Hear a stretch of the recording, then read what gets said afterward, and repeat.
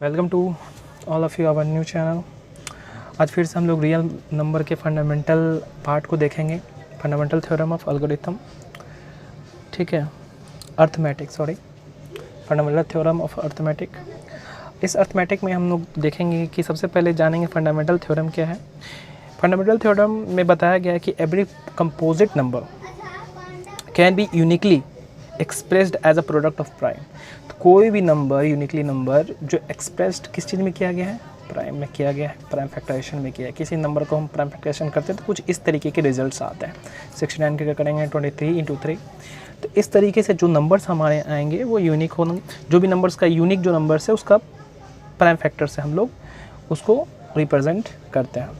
अब हमारे यहाँ क्वेश्चन ये बनता है कि इससे हमें देखिए दो बात पता चला। पहले आगे हम लोग देखने के पहले एक बात और देखिए, हम ये नंबर्स किस किस से डिवाइड होंगे ये हमें पता चलता है 23 से ये नंबर डिवाइड हो सकता है, 3 से ये नंबर डिवाइड हो सकता है। अगर 12 की बात करें तो 2 से, 3 से, 2 से, ये तीनों नंबर से डिवाइड करें। आगे की बात करने के पहले ये बताना ज़रूरी था। अब आगे जो क्वेश्चन में कह रहा है कि एक क्वेश्चन है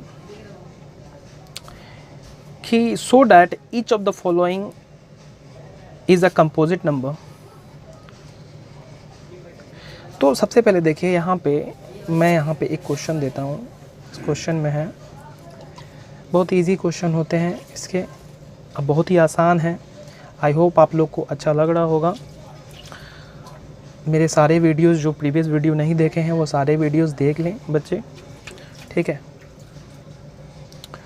तो देखिए ये नंबर जो है मैंने यहाँ पे लिख दिया। इस नंबर में आप किस तरीके से इसको सॉल्व करेंगे वो हम लोग देखेंगे। यहाँ पे अगर हम लोग देखते हैं 5 × 11 × 13 + 13 है। तो इसमें से अगर हम लोग देखें कि किस तरीके से नंबर्स को हम लोग लेंगे, ठीक है। तो इसमें आप देखो, अगर हम इसमें से 13 को बाहर लेते हैं, क्योंकि 13 यहाँ पर भी है, 13 यहाँ पर भी है, तो हमारे पास क्या आता है, हमारे पास जो नंबर्स आएंगे कुछ इस तरीके के होंगे। 5 × 11, ठीक है, 5 × 11 और प्लस में यहाँ पे क्या आ जाएगा 1, ठीक है। अब ये नंबर्स आने के बाद हम इसको यहाँ से अब क्या लिख सकते हैं, इसको यहाँ से हम लोग इसको ऐसे लिख सकते हैं ना, 5 × 11 कितना होगा 55, और 55 + 1 क्या होगा, हमारे पास वो नंबर आ जाएगा जोड़ के इक्वल टू 56। तो इस नंबर को हम लोग ऐसे लिख सकते हैं ना, 13 × 56, ठीक है। ये नंबर जो हमने लिखा ये हमें बताता है ये कि मोर देन 2 फैक्टर्स, ये हमारे क्या है 2 फैक्टर्स आए। अब कोई भी नंबर के मोर देन 2 फैक्टर्स आएंगे अगर, ठीक है, इससे यही पता चलता है, यही शो करता है कि कोई भी नंबर के मोर देन 2 फैक्टर्स आते हैं तो वो क्या होता है, हमारा कंपोजिट नंबर होता है, हमारा कंपोजिट नंबर होगा। तो किसी भी नंबर के अगर 2 फैक्टर्स होते हैं तो वो हमारा नंबर कैसा जाएगा, कंपोजिट नंबर जाएगा, ठीक है। अब आगे के क्वेश्चन में हम लोग देखते हैं, एक क्वेश्चन और है, ठीक है। कह रहा है, सबसे पहले मैं क्वेश्चन को लिख दूं, ठीक है, जिससे आप लोग को आसानी हो। कह रहा है show that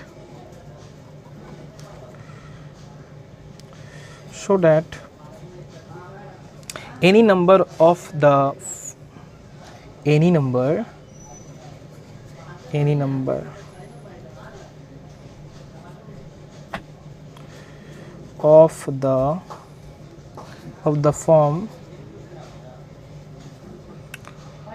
form 4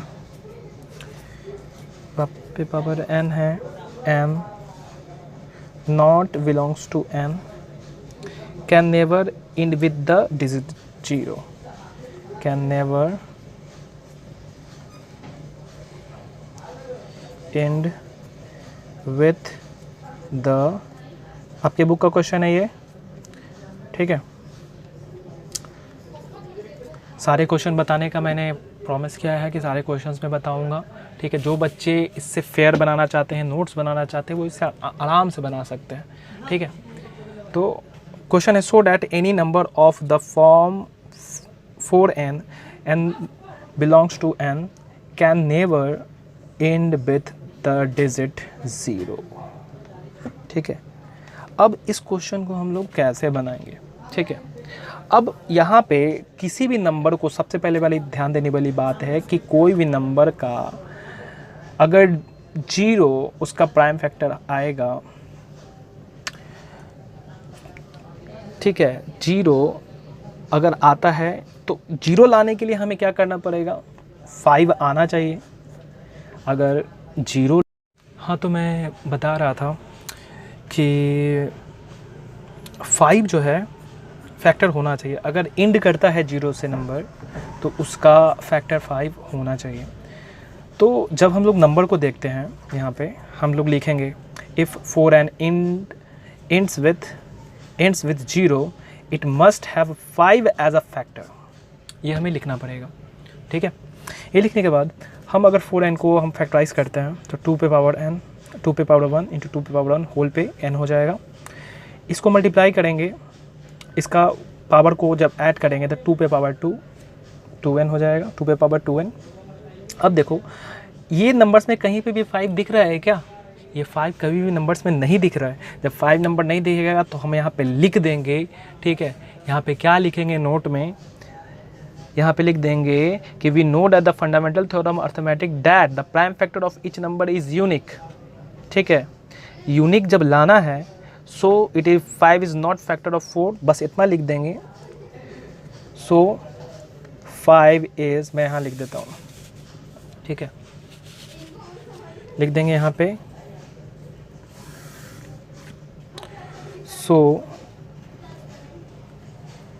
So 5 is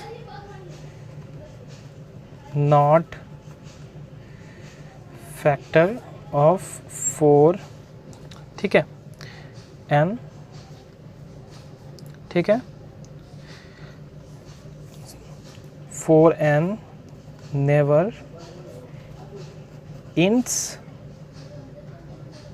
ठीक है, end कर देते हैं end with द डिजिट 0, ठीक है। तो याद रखिएगा कि जब 5 नहीं होगा तो उसी तरीके से एक क्वेश्चन इसी में और है कि 6n बिलोंग्स करता है, एक क्वेश्चन इसी में था 6n जो है,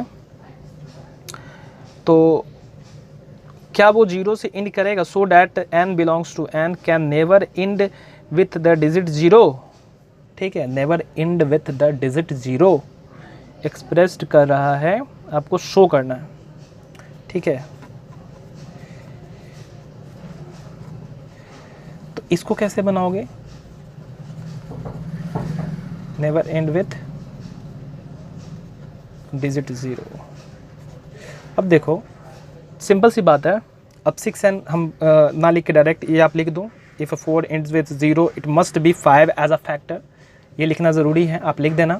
मैंने एक बता दिया है तो दूसरा आप इसी तरीके से बना लेना, मैं इसका प्रोसेस बता देता हूँ। तो यहाँ पे लिखेंगे 6n, अब 6n देखो क्या है इसका, 3 इंटू 2 पे पावर n, ठीक है, ऐसा ही होगा ना, या फिर इसको हम ऐसे लिख सकते हैं 3n इंटू 2n। अब कहीं पे भी आपको दिख रहा है क्या 5 नहीं दिख रहा है। जब 5 नहीं दिख रहा है तो ये भी हमारा 5 it is not factor of 6, so 6 can never end with 0, ठीक है। 6 जब इसका नहीं है, 5 इसका नहीं है factor, 5 is the not factor, ठीक है, ये उसका फैक्टर नहीं है। तो हमें इस तरीके से इस क्वेश्चन को हम बड़े ही आसानी से सिंपल वे में कर सकते हैं, ठीक है, ज़्यादा इसमें कुछ करना नहीं है, ठीक है। अब देखिए ये बच्चे बहुत हम लोग जो छोटे थे उस समय से क्वेश्चंस बना रहे थे, ठीक है, कि एलसीएम और एचसीएफ फाइंड करो। मैं एक क्वेश्चन बता देता हूँ सिर्फ इसका, ठीक है, उसके बाद हम लोग आगे बढ़ेंगे क्वेश्चन में, ठीक है। चलिए हम लोग क्वेश्चंस को बताते हैं। सबसे पहले देखिए 126 है क्वेश्चन में, क्वेश्चन है 126 एंड 156, 126 एंड 156 क्वेश्चन में है। आपको ये करना है कि आपको फाइंड करना है प्राइम फैक्टराइजेशन मेथड से, प्राइम फैक्टराइजेशन मेथड से, ठीक है, प्राइम फैक्टराइजेशन मेथड से आपको HCF एंड LCM फाइंड करना है। तो आपने पता है कि 126 को जब हम प्राइम फैक्टराइज करेंगे तो हमारे पास क्या आएगा, हमारे पास क्या आएगा 2 × 3, इसका प्राइम फैक्टर करते हैं, LCM लेने आता है ना, LCM लेंगे इस तरीके से, ठीक है, 126 को LCM लेंगे, ठीक है। सेकंड वाले का आप ले लेना, मैं फर्स्ट वाले का लेकर दिखा देता हूँ 6, दूसरे 3 टाइम्स में, ठीक है, 3 से 2 टाइम्स में, 1 टाइम्स में, 7 से 3 टाइम्स में, 3 से 1 टाइम्स में, तो हमारे पास क्या आ गया 2373, ठीक है, 2373, ठीक है, ये हमारा आ गया। हम इसको कैसे लिख सकते हैं 2 × 3 का स्क्वायर × 7। उसके बाद हमारा HCF क्या है, सॉरी HCF नहीं, आपका नेक्स्ट नंबर क्या है 156। 156 को आप डायरेक्ट ले लेना, मेरे पास डायरेक्ट मैं कर लेता हूँ 2 × 2 और हो जाएगा इसका 3 × 13, तो ये क्या हो जाएगा 2 का स्क्वायर × 3 × 13। अब आपको इन दोनों नंबर से, ठीक है, मैं दोनों नंबर को यहाँ पे 2 नंबर है, ठीक है। अब HCF हमारा क्या होता है हाईएस्ट कॉमन फैक्टर, ठीक है, हाईएस्ट कॉमन फैक्टर में हमारा क्या है, अब जो हमारे नंबर्स मिल रहे हैं, ठीक है, तो हमारा कौन सा नंबर मिल रहा है 1 2, ठीक है, और 1 3, 2 और 3 हमारे नंबर्स क्या है मिल रहे हैं, तो हम यहाँ पे क्या लिखेंगे 2 × 3 6, ठीक है, एक हमारा इसमें से 2 मिल रहा है और एक क्या मिल रहा है 3 मिल रहा है, यही दोनों नंबर मिल रहा है ना, 1 2 और 1 3, ठीक है, 2 और 3 दोनों में मिल रहे हैं, ठीक है। तो हम इस तरीके से इसका HCF बड़ी आसानी से निकाल लेंगे। तो HCF हमारा 126 एंड 156 का HCF ये हो गया। LCM निकालना है, LCM कैसे निकालेंगे देखते हैं, ठीक है, ठीक है। अब LCM कैसे निकालेंगे, LCM में सबसे पहले हम लोग क्या लिखेंगे, जो हाईएस्ट फैक्टर होगा, LCM में क्या होता है product of prime factor with highest power, ठीक है। तो हाईएस्ट पावर हमारा क्या है देखिए, तो यहाँ पे देखिए 2 का स्क्वायर है, हाईएस्ट पावर में 2 का स्क्वायर है, 3 का स्क्वायर है, यहाँ पे देखिए 3 का स्क्वायर भी है, ठीक है, 2 का स्क्वायर है, 3 का स्क्वायर है, ठीक है।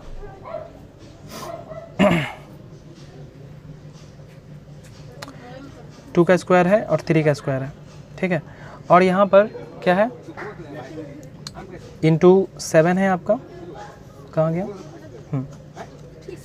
और 13 है, ठीक है। ये नंबर्स हो गए आपके, जब इसको मल्टीप्लाई करोगे आप तो आ जाएगा LCM आपका HCF ये आ गया और LCM आपका आ गया 3276। तो दोनों का, इन दोनों का HCF भी आ गया और दोनों का LCM भी आ गया, ठीक है। तो जो नंबर्स हमारे नहीं मिल रहे थे, ठीक है, इन दोनों में से जो नंबर्स हमारे मिल रहे थे, सबसे पहले तो मैंने हम वो उठा लिया, ठीक है, उसके बाद दोनों नंबर्स को मैच करके हमने यहाँ पे कर दिया, ठीक है। तो इस तरीके से आप सिंपल वे में, ठीक है, इसमें लोएस्ट टर्म को हम लोग लेते हैं और इसमें हाईएस्ट टर्म को लेते हैं। तो लोएस्ट टर्म में हमारा था ये, ठीक है, और एक नंबर था हमारा कहाँ ये, तो लोएस्ट टर्म में हम लोग ले लिए और हाईएस्ट टर्म में हम लोग यहाँ से ले लिए। तो इस तरीके से हम इसको फैक्टर बड़ी ही सिंपल वे में कर सकते हैं। हम लोग आगे के क्वेश्चन पे चलते हैं, ठीक है।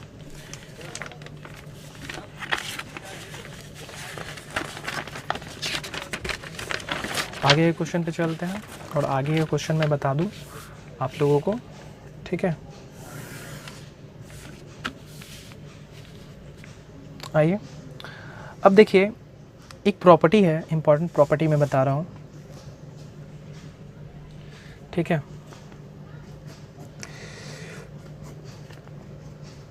इम्पॉर्टेंट, ठीक है, प्रॉपर्टी